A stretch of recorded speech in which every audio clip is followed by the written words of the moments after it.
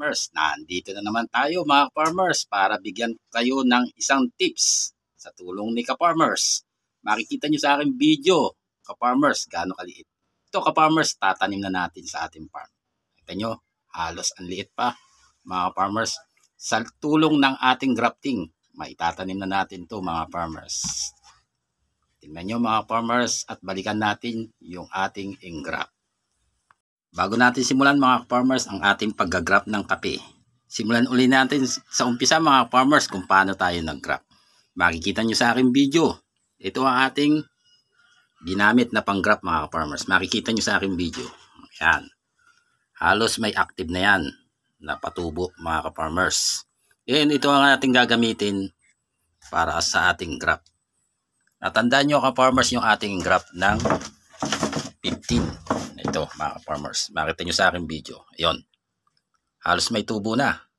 Ganito mangyayari yan mga farmers. Ayan, pag ating inalis, makita nyo sa aking video, halos dikit na siya hanggang sa maging ganito na ang ating Liberica. Makita nyo sa aking video, halos pwede na natin siyang itanim. Sipin mo mga farmers kung ganito palang kataas ang ating kape.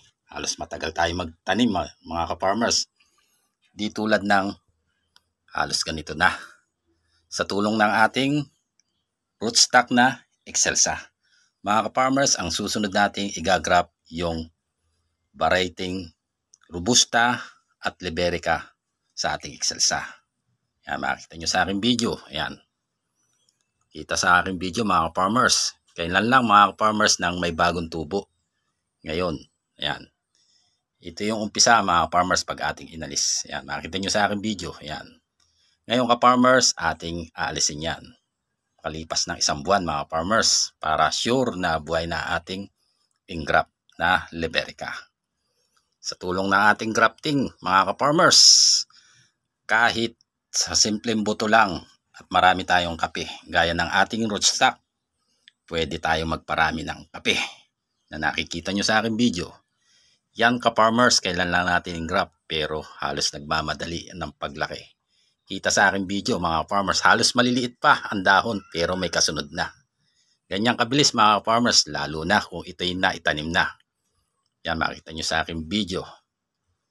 Yan, makita nyo sa aking video mga farmers, halos dikit na. Yan, ang ating graft.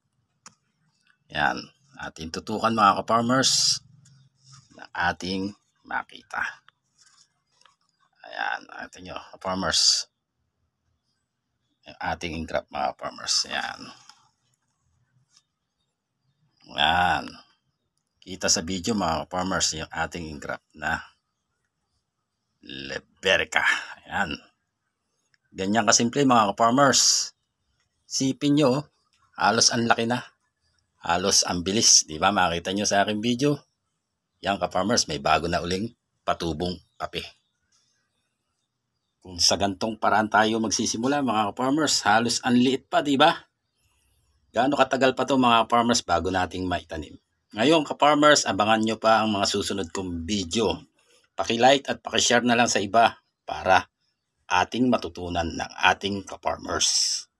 Ang ating Liberica mga farmers, isa na siyang ganap na Liberica. Makita nyo sa aking video. Yan. Halos dugtong na mga farmers. Yan. Nakita nyo sa aking video. Baga pwede na tayong magtanim ng Liberica sa ating rootstock na Excelsa. Ngayon ka-farmers, ang gagawin natin, mag-graft tayo ng kape. Kasama yung Robusta, Liberica sa ating rootstock na Excelsa. Makita nyo sa aking video. Meron tayo rito mga ka-farmers na nakagraft na Liberica at ito ang ating Robusta. Abangan nyo ka-farmers kung paano tayo mag-graft ng ating kape. Sa isang kape, 3 variety. Robusta, Liberica, Excelsa.